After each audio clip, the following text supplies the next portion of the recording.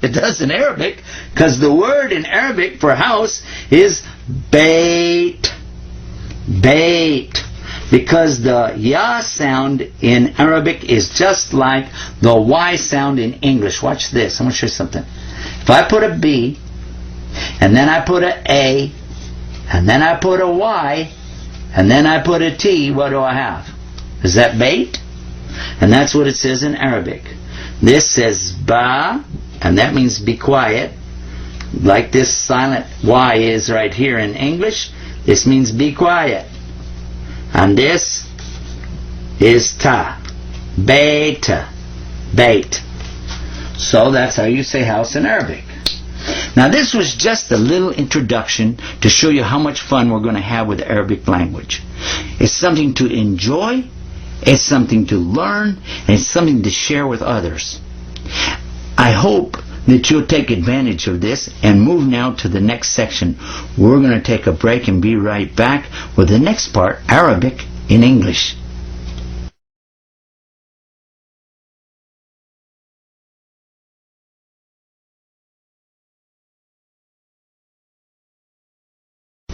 All right, we're ready to get started again. We've been talking about the ocean, and we talked about the waves, and we're talking about the way that when you have the little peaks, and then you could put a dot below, a dot above, 2 dots, 3 dots, 2 dots below.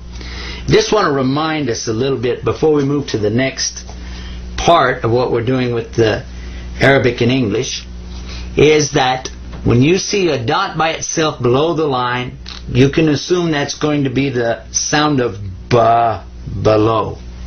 If you see a single dot above the line, and it's a stick, only a stick under it, then you can say na, noon. If there are 2 dots, you can say ta. And if you see a set of 3 dots, and there's just a single stick, then you can say tha for 3. And that's tha as in with. It's real light. 3. With. As a very light TH sound. Then 2 dots below the line, and we said ya. Let's move now to the next series of the letters. And this is kind of fun because we're going to use some of the things we already know and come up with these sounds. The first one, this is a series that I heard somebody call the pot-belly family because of the way that their stomachs look. Watch this. Look at that. Boy, I tell you now, there's a stomach for you, isn't it? And this one is the letter ha. And the letter ha has a special kind of a sound with it that you don't notice right away, but whenever you're wearing glasses and you need to clean them, you get that sound when you go ha, ha. That is the sound of this pot-bellied fellow right here. That's ha. Don't confuse that because there's a similar letter to it going to be coming up in a few minutes. So this is the ha, like when you blow on a glass or your glasses or clean a mirror or something like that. So this is ha. He has a cousin that looks just like him, only there's his belly button right there. His name is Jim. So whenever you see ha, but he's got this, that's Jim. And so this is the sound of an H. This is the sound of a J. Ja. Now watch this one. Again, another one of their relatives. But instead of having his belly button out there, you see a little dot right above there like that. Kind of like an eye. Like he's looking at you. And that's ha. Ha. This is the sound you're pronouncing by making a little sound in the back of your throat. Ha. Ha. You practice on that one a little bit.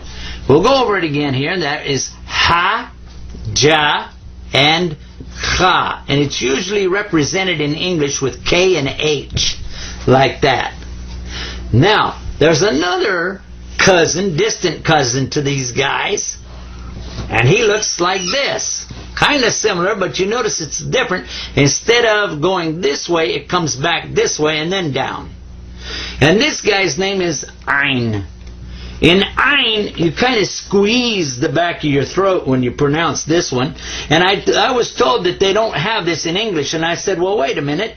Ein. I believe we do have that in English, especially down in Texas where I'm from, because we say it all the time. I'm gonna do it. So that's ein, and usually it's pronounced like, or spelled like this, A-I-N, like this, okay? Ein. But often they'll put an apostrophe right there, and that indicates that little pinching you do in the back of your throat. Ein. There's a similar one, just the same way, only it'll have a dot over it, and that's rein. Now the way I usually tell people to remember these is if you were down south in the southern part of the United States, and your mother told you to do something, and you said, I ain't gonna do it. I ain't gonna do it. And she said, you're gonna do it. You're gonna do it. So that's ein and a rein. And that maybe will help us remember it. There's some more that have this big sort of a stomach look, but it's a little bit different. We're going to put those right down here. Now watch this. Watch close. Looks like a W. But now we're going to drop down like this. That's seen. Have you ever seen anything that looked like this? See how that is? Seen. Now there's a relative to this one. They got a lot of relatives in the Arabic, don't they? And we're going to put 3 dots above that one. It's pretty easy to tell this one. You have seen. You have those 3 right there in a group. No dots. And then sheen. Like this. Now here you've got 3 dots. And you've got the 3 stems coming up. Now this one is seen, sa, like a regular S. And this one is sheen. There you are. Now keep in mind all the time that when we're working with this, you want to use what you already know. Don't try to make it difficult, and don't try to learn more than what we're presenting at each stage, because we will go into the different levels, God willing, inshallah, and be able to bring all of the letters out and how to put them together. But for right now, let's just focus on what we've got in front of us here. And then the next letter I want to go to is going to surprise you, because you're going to think, well, wait a minute, we already did that. This is the saw lettering. Saw. This is seen, and this is sawed. Sawed. Now, you might say, well, why do they sound alike? Well, I'll tell you what. They don't really sound alike, especially when you use them in a word. The difference between sa and saw. Saw. Sa. This one right here, you smile when you say it. Seen. But this one, sawed. And you see it says S-A-D, sad. A little bit sad. When you say it, say sad. I'm sad. I've seen someone who was sad. Seen, sad. Now, you might say, well, wait a minute, is there going to be another one here? And guess what? There sure is. And he doesn't get 3 dots, he gets only 1 dot. But his name's not Shad. There's no Shad in Arabic. But this guy has something so unique, and it's so distinguished about him, that they nicknamed the Arabic alphabet, or the Arabic language, after him. And this is called Bod. Bod. Why? Because there's no other language on earth that has this letter, Bod.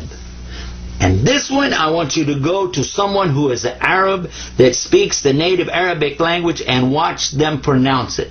Because I can explain it and talk to you, and you can think about it all you want and practice, but without somebody showing you and you doing it, you're never going to get it perfect. But it's Bod. Bod. Bod. You're doing some stuff in the back of your throat, moving your mouth a funny way, but most people that don't know Arabic, when they pronounce it, they just pronounce another D. But it's not. It's actually Bod. And this is Sawd and Bod. Got it?